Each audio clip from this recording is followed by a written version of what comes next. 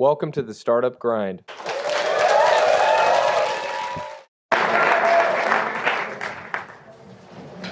So welcome to Nail It and Scale It. And we've got experts on both of those. Qualtrics, in case some of you don't know the company, they are a powerhouse in online surveys. More than 1 billion surveys last year. They're Salt Lake based, so there's a lot that we're going to explore about building a company outside the Valley and a really interesting path towards the venture capital world at a very different stage than many people come in. So Ryan, let's start with how you got into the survey business and what the problem was that you needed to solve. What was the pain point in the industry with what they did before you? Yeah, I didn't actually dream when I was a little kid. I thought I was going to be a baseball player, professional golfer, and wasn't thinking I was going to be in the survey space. But, look, my father was an academic. He's a researcher. He was always tinkering around with technology, and he had developed some software just for him and his PhD students, and I thought it was absolutely fascinating, the ability to collect data and insight. And was in junior college and said, let's blow this up.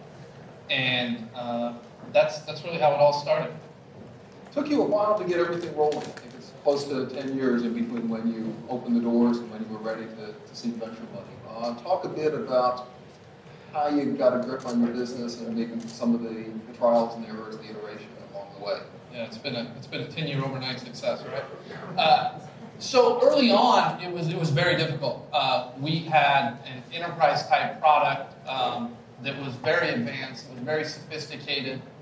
It's kind of the area of the market that we targeted. It wasn't just, hey, the ability to create a form and send it out and get the results. It was the ability to create a form and actually have it be smart, intelligent, and collect data and do further analytics. So you actually were solving a problem, which was the old way of outsourcing a research project that would cost $30,000, $40,000, $50,000. And how much was it costing with you? Yeah, so it was just costing a couple $1,000s on a per survey basis or project, even less than that.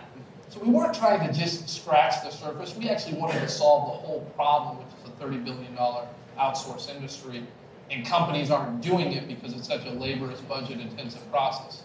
So originally we started in academia. They were the only people that would listen in 2001, 2002, which I loved and I hated. I loved them because they would actually purchase it, but they had no money. They were extremely demanding, and it was tough to grow. I tried the enterprise early on, but I wasn't getting any traction. I was telling you earlier that there was an airline that I called, and they said, hey, if we've got problems with our customers and we want to gather insight, they'll just call us. Well, here we are 2 years ago, that same airline signed up on Qualtrics and running all their feedback. So it's kind of I told you so. And in the business in 2007, 2008, we really tried to attack the enterprise again, and it just absolutely skyrocketed. So now we have over 5,000 enterprise customers. We've got 1,400 universities worldwide, 400,000 academics on the product, and we essentially did this with no marketing at all. It was just great product and great sales, and our customers kind of took off virally. Those from academia told their friends, students graduated and took Qualtrics with them, and the enterprise is a little transient, so people would use Qualtrics at one company. But I think the really cool part was to watch in the enterprise, and it wasn't just one person collecting data. There's all these insight seekers throughout companies, whether they're in HR and they need data. The companies need to be data driven, and Qualtrics has been a mechanism to allow that to happen. So Ryan, Sweeney, how did the company get on your radar? What did you like about the story? Yeah, for us, we spent a lot of time at Accel looking for great companies all over the world. So Silicon Valley is very important. We think there's always going to be the next great technology companies coming out of this 50-mile radius in which we all live. But we also think that technology has spread so far that there's great entrepreneurs and great businesses being started in a lot of other cities. And for us, it kind of went back 3 or 4 years ago when we started seeing a lot of the success in the consumer survey applications. We were impressed with some of the traction they were getting. But more importantly, we started seeing with our own enterprise, the own companies in our portfolio on the enterprise side, we're starting to do more and more around data and trying to understand what their customers are saying, what their channel partners were saying. And it used to be very reactive in our group, where you'd have an issue, you'd have a problem that was going on within your own constituency, and you try to figure it out after the fact. But we found that our best companies were the ones who were trying to get ahead of that and trying to own their own data. And so we started sniffing around for what companies they were using and who was providing good software solutions to that, and Qualtrics was the answer that kept coming up time and time again. So we didn't know the company at the time. We just started doing some research and started cold calling Ryan and sending him a bunch of emails, and he would politely respond, thanks but no thanks, which always tells us that this guy might be onto something. It's the ones who respond too quickly that worry you from time to time. That's a no for everyone. Yeah. Play hard to get. So yeah, we tracked him down for a while and got them into business over time, and now are very lucky to be your partner. So you've actually got a history within Accel of coming into companies that have bootstrapped a lot of the way that aren't looking for venture money 6 months in. Sure. Talk to me about how that subset is interesting and how it compares with your classic model. Yeah, I mean, we just think the internet technology and the low cost of infrastructure have made the world a smaller place. And it's our job at Accel to go out and find the best companies and best entrepreneurs, period. And with that, it takes us to a lot of interesting cities, whether it's Salt Lake City or Provo or Chicago. I'm on board in Montreal. I work with a company called Squarespace in New York. Atlassian, which I saw presenting outside, had a booth. We flew to Sydney, Australia, and to have lunch with the founder, Scott Mudd, there. And for us, what's really interesting is that these companies have bootstrapped their way up to oftentimes profitability. They figured out a marketing angle in which their products have fit a need for a core customer base, and then they really want to go for it. And for us, that's really exciting. And we also believe that the best companies are all over the place. And again, it's a mission of ours to go out and find those businesses and try to be as helpful as possible. You flew to Sydney just to have lunch? We did. Yeah. It was one of those, we're in the area, so we'll stop by. Provo's not that bad. No, Provo was easy. Provo was definitely easy. Did you get a yes on that lunch, or did you have to come back a second We had time? to go back a couple times, but we might have twisted our arms enough. But it's really important. I think the best, and especially our enterprise portfolio, we think companies like Atlassian, like Qualtrics, like AirWatch, Lynda.com, just great software businesses, and we take it really seriously to go out and try to convince these guys to work with us at Accel. So the very first round, in fact, the only round of venture money so far, I believe $70 million. Talk to me how you settled on that size. That's unusual for opening day. It was all these guys that were driving that process. Do you really want to know? Yeah. My two co-founders, my father and actually my brother, were like, we're not raising venture capital. And I said, well, what if I could bring $100 million Series A? And they said, yeah, right, whatever. And so, Does they say that to you a lot when you do stuff? yeah, it's just typical Ryan fashion, go make it happen, right? And we I ended up doing the whole Silicon Valley Roadshow with a man named Duff Thompson, who's actually a board member, without them even really knowing. And then we came back with a bunch of term sheets that totaled that amount. And we actually found Sequoia and Accel, and we said, hey, if we could get these two great firms to work together, then we'll do a deal. Mm-hmm. And Ryan was awesome in that part. What was funny for us is, we were trying to court Qualtrics, make all these introductions to our companies. I was sending them a bunch of Accel gear and swag and thinking about building up the love. And then he's sending me back these Qualtrics backpacks and T-shirts. So I'm thinking that I'm in a really good position. Then I'm walking around Palo Alto one day, going to the gym, and I see like 3 other dudes from other firms wearing the same Qualtrics. Wait a second. So I knew that he was playing the game and doing it in a very savvy manner. That's great. But I don't think they don't wear those T-shirts anymore, and I still get to wear mine. So once you get this money, this is going to let you scale in a big way. Let's turn to the second half of what we're going to talk about. Where did you want to build out? Take me through engineering, sales, marketing. What did you want to do to become this big company as you could? Yeah, so we'd grown to over $50 million in revenue with really no optimization, right? It was basically my brother and I and a couple people who were kind of in the first rodeo running this organization, and we thought, hey, look, when we really looked at partners, we wanted to bring the smartest people we could find in the team with us, and that's really how we thought about it. Can 1 and 1 equal 5? And if because anyone could write a check to us at this point. Plus, we didn't need the money, so if we were bringing people in, it had to be a value add. And one of the things we liked about both Sequoia and Accel is they were super passionate about the business. Number one, it's just a small portion of our revenue is coming internationally. And so right there was just a huge opportunity to scale, which, a year later, I opened up Dublin last year. We now have 20 employees there in just a couple months, so it's been phenomenal. Big fan of Dublin. Then, from a product standpoint, we were actually a single product company, and we've been working for 3 years on kind of building out the Qualtrics platform. And we've launched, our employee engagement 360 product, which is unbelievable, by the way.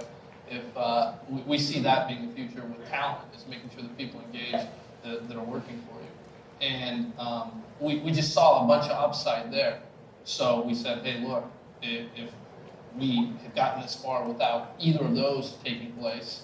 And then the last is we haven't done any marketing. No one knew who we were. My first interview was with Forbes, and it was after the deal. So, and we hadn't released a press release, so I thought, hey, wow, everyone says marketing's great. It'd be interesting to see what it actually does. And so we're still trying to figure that out. No, we're holding our first user conference where we're bringing our users together at the end of the month, and we'll have 1,000 people for the first time in Salt Lake City, and it's just been the dream. I waited 12 years to be able to finally have these resources to expand. And I think we're smart entrepreneurs, and I think we're bright people, but I think we're probably really fortunate, extremely lucky that we were sitting in the basement in 2002 working on a project or betting on a vehicle that 10 years later data would be at the forefront of everything, and we're playing a big role in that. And I think that's just super fortunate, because it'd be like people here trying to think out 10 years to figure out what the next Facebook is going to be. And we've had to make some hard pivots. I tell people we started probably 6 startups within this 10 years. So it's a long answer to a short question. It's a couple good points, and for us, what excited us about the business, back to kind of why we started talking to Qualtrics, was there's a lot being written about big data and what was happening inside the data center. But as we took a step back at Accel, we found that there's almost 5x the amount of corporate data outside of your data center walls. What are your customers saying? What are your suppliers saying? And now with social media being so prevalent, one bad experience goes off to thousands of people very quickly. And a company that can help people get a handle on the external big data problem was really, really interesting. And these guys kind of got that and believed that they were on top of a really interesting data set. And that was kind of step one for us. They acknowledged the opportunity, but then they really wanted to just go big. And there's a lot of companies that get to a certain level, think they have all the answers. And what we loved about Ryan was, he's like, hey, I think I'm on top of a $1 billion opportunity, but I need some help. And for us, that's when the job's fun. That's when 1 + 1 can equal 5, and hey, let's go figure this out together. There's going to be ups and downs. It's not always up to the right, but we agree it's a big, big opportunity, and let's go try to do this. So this is an enterprise opportunity as opposed to consumer. Absolutely. And talk a little bit about what's different scaling out in the enterprise space. I think what people often forget is the service angle, truth be told. I mean, these are big companies that are spending a lot of money over time. And from day one, Ryan's had both a product and sales-driven culture, which is really unique and hard to build. I think you see a lot of companies around the valley now, everything's free, we're just going to push it out there, we're not going to take a phone call. And that sounds great in theory, but there is a certain moment in time where you do need to switch, and you need to take care of your customers, you need to be responsive to their needs. And I think as you grow bigger and bigger within enterprises, you become that much more critical to what they're doing. And Qualtrics team got that from the start, and is still trying to scale that now, and it's a challenge. But I do think if you want to become a big, relevant enterprise company, you have to understand the service aspect of it, the sales aspect of it, as well as the technology aspect of it. Brian, you were talking while we were waiting about what sounds like the beginning of a Qualtrics ecosystem, people who want to be your partners, who want to build your stuff in. How does that switch happen in the enterprise world, where you go from being this upstart that everyone hates or is frightened by, to someone that everyone wants to play with? Well, I don't think it's happened overnight, first of all. I think that, we at a point, we're just signing up customers one by one. And at some level, you don't realize kind of what you've got or who you've got on the platform. The analytics are great, and the money's great, but the influence that you're making on people is actually really what can determine this type of an ecosystem. And we've watched people who used to view us as, and they probably still do, as very competitive and very threatening to this huge industry, say, hey, look, we've got to get thinking a lot more progressive and actually jump on board, because the channel that Qualtrics is bringing is going to swing around and take us out. And the great part about us is we don't want to be a services company. We believe that the expertise lies in the hands of those people who are actually the insight seekers and are creating, projects on Qualtrics, and they're the ones that know what they need to ask And what we're trying to do is make it so we can lower the barrier to entry. So if anyone in this room has a problem or a question, they can get really fast data back and make an insightful business decision. That's what it all boils down to. I was at a conference recently, and I'm not going to say who it is, but a company that everyone would love to have on the stage came up and said, "Hey, you're with Qualtrics? Great. We used you in business school to do the pricing of our first product." I was just floored. But that kind of impact is what drives the ecosystem. And so our goal is to match up, the experts. Like, think about it. We have 400,000 academics. We've got 1,200 users at Stanford here. They're doing some pretty cool stuff, and it's innovative. What if we could take and have all the other users benefit from, what Jonathan Levant or some of these professors up there are doing around reaction time and how long people will look at some sort of stimuli before they make a decision. And it's phenomenal. So that's clever. You've got all this faculty as your hidden sales force, and they're sort of planting into the grad student's mind the notion of use Qualtrics, and then they go get jobs. It was genius. It was just the way we architected it in 2002. No, it's happened that way, but it's not only the faculty. What we're finding is there's a lot of innovation happening in tech outside of academia. I think everyone is innovating at some level, whether they're innovating in a general purpose or they're innovating within their organization. We're seeing people come right out of school and doing super innovative, forward-thinking, activities or projects that have never been done within their own organization.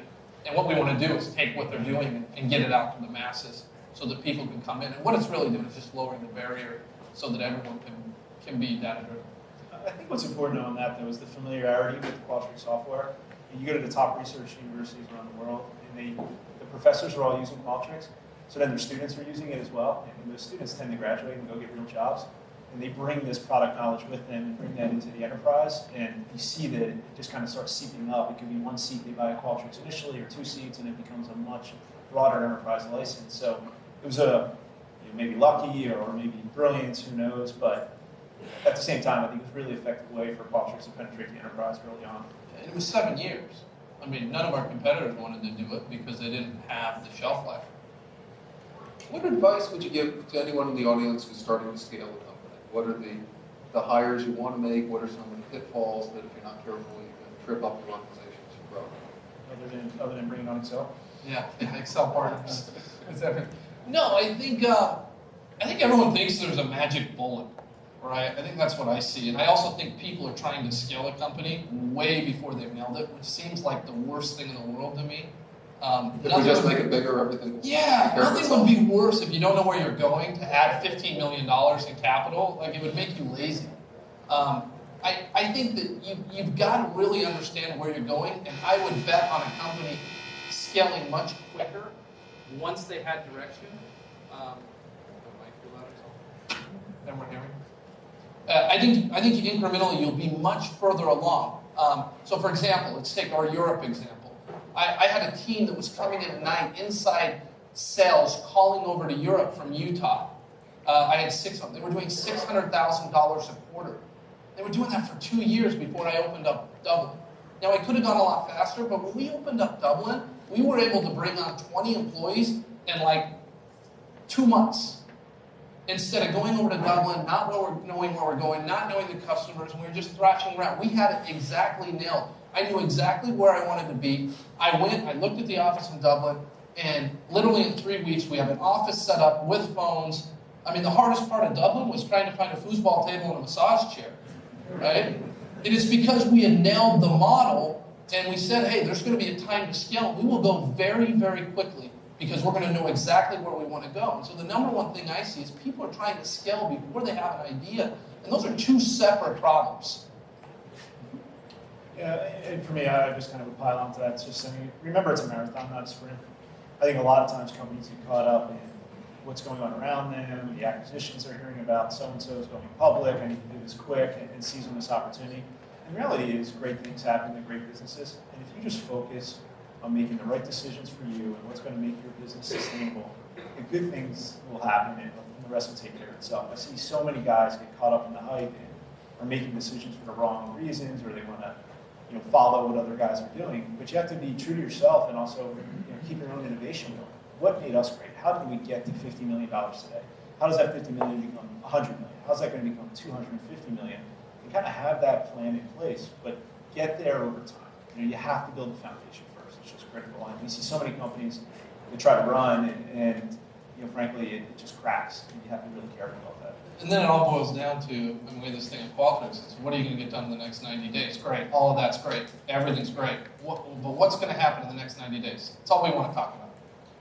The other thing I love about Qualtrics, and we see this with a lot of our best companies, is one, transparency within the organization. These guys are publishing daily sales figures. They know the goals that are going on every week. The executives are posting, hey, here's what I want to get done. And then they kind of look back on it at the end of the week, at the end of the month, at the end of the quarter. But again, the whole company knows about the progress in terms of where they are.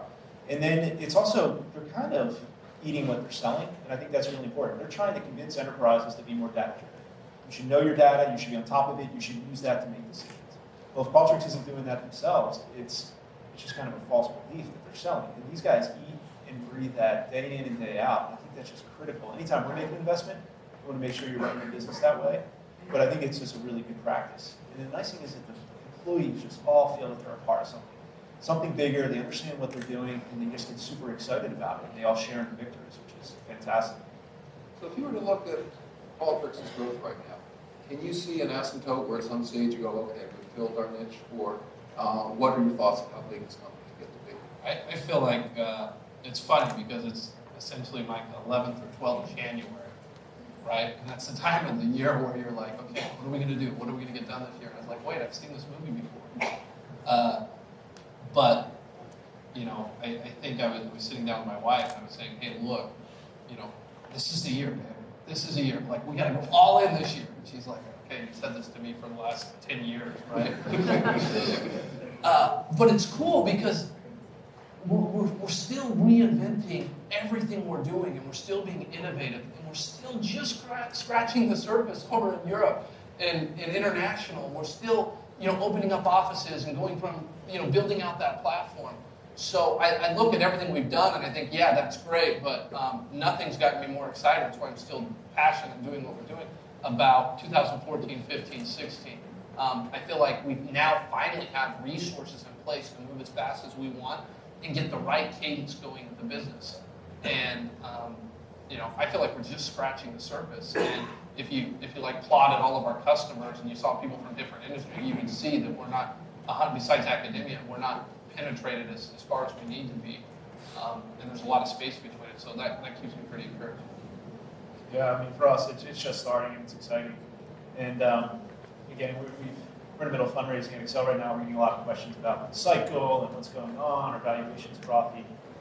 And the other thing we like about businesses like Qualtrics, Dropbox, Atlassian is that they're just great companies in any cycle. And back to keeping your head down, doing what's right, building your business for the long term, great things will happen. And the sky's the limit for these guys. I mean, enterprise data collection, surveys, research, it's just so important to how these companies operate day in, day out. And it's just getting going. I think the awareness is just absolutely in its infancy, and it's going to get more and more critical over time. And I think one more thing, just not to pile on, but we're starting to see a lot more people become data-driven and want to be these insight seekers. And so they're basically, if they've got a question, Qualtrics, they get anytime they have that question. I think that's what's also driving the market is people are becoming much more technical, and data's becoming we just don't want opinions. We want people to make decisions on data. And that's one of the big trends we've seen at Accel over the last 5 to 10 years is that the CMOs within large enterprises are technologists now. It used to be you spend $1 on advertising and you have no idea which 50% worked, which 50% didn't. But that's no longer acceptable, and Google's kind of responsible for that. Everything is quantifiable, everything is measurable right now. So as the cost of technology has gone down and the cost of infrastructure in the enterprise has lowered, IT budgets have kind of stayed flat, which has opened up room for the marketers. And these marketers now are being given the choices to go out and buy products like Qualtrics, or investors in a company like Hootsuite, that they're buying pretty rapidly. And to us, that's really, really interesting, and that's, we think, just in the early days. The technology skills of the CMOs are just starting, and it's becoming really, really important in the organization. So I'm going to jump on that point. We've got two great thinkers here. If you were to say, what should the CMO be buying next? What new company would I pick? Ryan, I'm sure you've got more ideas than you can launch under the Qualtrics banner. where would you tell people to look? I think the connection between marketing and sales is still a little broken. I mean, everyone talks about the CMO spin, but if you actually look at our sales spin, I think this is a problem that all CEOs are calling me about and trying to figure out. I think that you mentioned that we've got a great sales culture and a great product culture. Those are extremely rare. Either you're totally engineering driven or you're total sales driven. And we've been able to put two of them together in one kind of harmonious way where we're working together at that. But the disconnect between marketing and sales and the impact, I feel like it's still broken everywhere. And I feel like we're helping a lot from a data standpoint. I think if you just work your way back from the customer and kind of get out of your building and internally focus and just start with the customer and work your way back, that's the only way to solve that. So anything that's like positioning or helping that is probably going to impact the business more than anything I've seen. Yeah, That's just me personally. I'll give a vague answer to that as well. I think it's Say my answer a little bit, yeah. But I do think it's things that are starting to draw the lines and have that platform view. You know, the analogy that I always use is just, why isn't your Workday application talking to your LinkedIn application? If you're using LinkedIn to recruit and identify employees, why then isn't it syncing with what's happening in Workday and telling you, geez, employees who are recruited from X have proven to be successful, and here's why. So I think what's really interesting with Ryan's doing at the CMO suite levels, we're going to figure out ways, hey, you want to talk and work with Salesforce, awesome. Let's figure out a way for you to do that. If you want more marketing tools tied into what we're doing at Qualtrics, we'll make that happen. If there's historical data sets that you were using, let's suck that in too, so that the insights are just happening on a very, very basic but platform level, and things start talking about it. I think that's the next step for SaaS companies, particularly in the enterprise, is that the lines have to next be connected. There's no way you should just be using one system for data sits in the cloud, another system that sits over here in the cloud, and the organizations continue to have to talk. I mean, that's kind of the holy grail of the cloud, and that's why we're putting all our information up there, is that we start using it to play off of each other and make better decisions across the entire enterprise.